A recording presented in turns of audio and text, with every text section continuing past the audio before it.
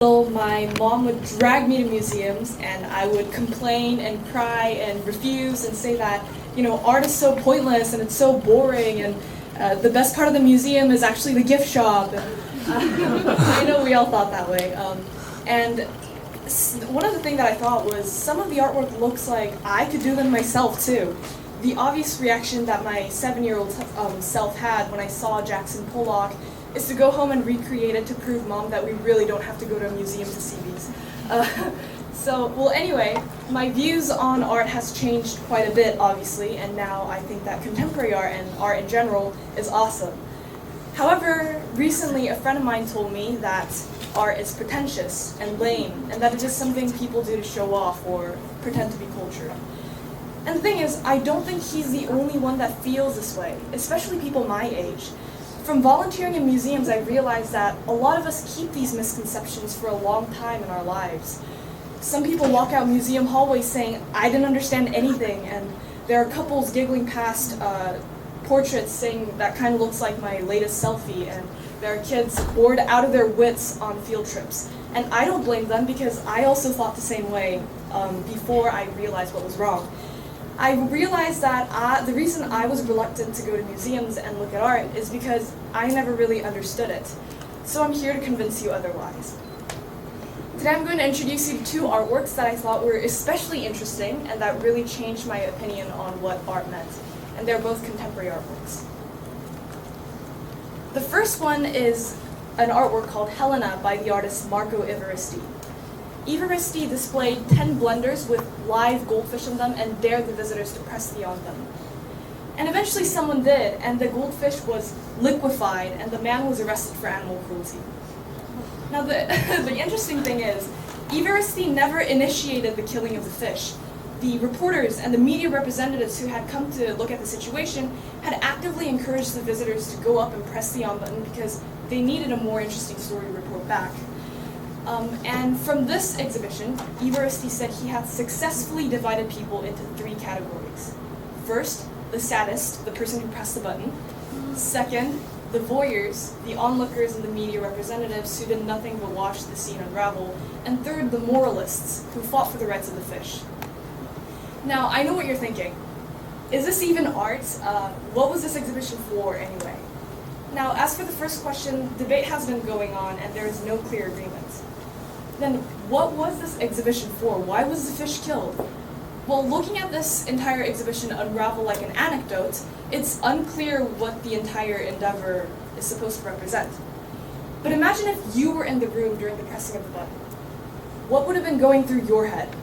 Do you think you would have secretly hoped that someone might just go up and press the button because you were curious what would happen? Do you really think you would have stopped the man from pressing the button? The attitude you believe you would have had in that room might tell you a lot about the kind of person you are. And if this exhibition was able to enlighten or shock or even intrigue you a little bit, then perhaps it is an artwork worth considering. And by the way, the man who was charged for animal cruelty was later discharged because the fish was killed in an instant and it didn't go through any pain, so it's not animal cruelty. That's something to think about also. The second artwork that I want to introduce is artwork by the Korean artist Kim Gurim. If you had to describe time, how would you describe it? How would you express it? Would you write a poem? Would you sing a song? Would you dance? Well, Kim Gurim decided to cover an enormous block of ice completely in red fabric and allowed it to sit in the exhibition hall. As time went by, the ice melted, and eventually the fabric also changed with the ice. This temporal and elusive sculpture served as a physical manifestation of time.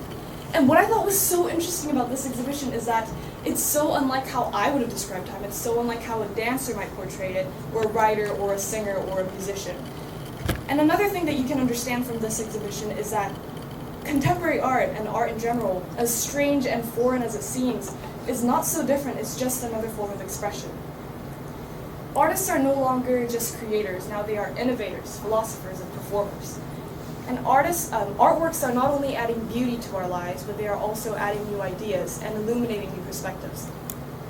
And before I go on, I want to remind you that everything I've told you so far are my interpretations and what I've read and what I've understood. What you think about these exhibitions are completely valid. I used to think I wasn't good enough to understand what these meant. I didn't have enough knowledge to have my own interpretations, and I would look up online what they actually meant and believe them to be facts. But they aren't, and what you think and what you understood from these are completely valid and correct. And the fosters that provide the stage for these artworks and artists are the museums. On September 3rd last year, Brazil's National Museum went on fire. Well, it did. And the result was the loss of almost 20 million artifacts that had been in its archives, and the building itself too, which was historically significant.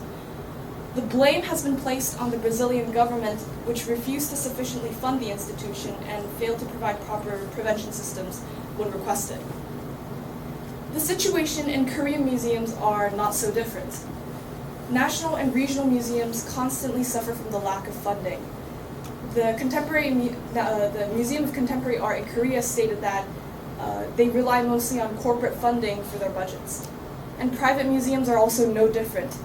Lee Myung-wook, the president of Korean Museum Association, stated that except for those run by corporate cultural foundations, most private museums constantly suffer from the lack of money. And museums are non-corporate organizations, so visiting them and paying the ticket price of like 5,000 won is not going to contribute that greatly to these budgets. However, they do show people that it is worth investing in these spaces. And I know so many of us, especially, like I said, people my age, believe that museums are foreign and unfamiliar and strange, and it's difficult to approach them. But I want to tell you that from my many, many years of visiting museums, I've learned a lot. First of all, from viewing artworks by artists from different cultures and time periods and backgrounds, I've learned to appreciate differences instead of being afraid of them and realize that more than we are different, we are alike. From walking through quiet hallways alone for hours, I've learned a lot about myself. From artworks like Everesti's Goldfish, the artworks raise curious questions that help us understand better about ourselves. And practically speaking, a lot of the ideas that I had to do for school projects stemmed and was inspired from these artworks that I had learned in exhibitions. So I want to encourage you, if you have some free time, try to visit a museum. We all have misconceptions that these are strange places, and we are all reluctant to visit them at first.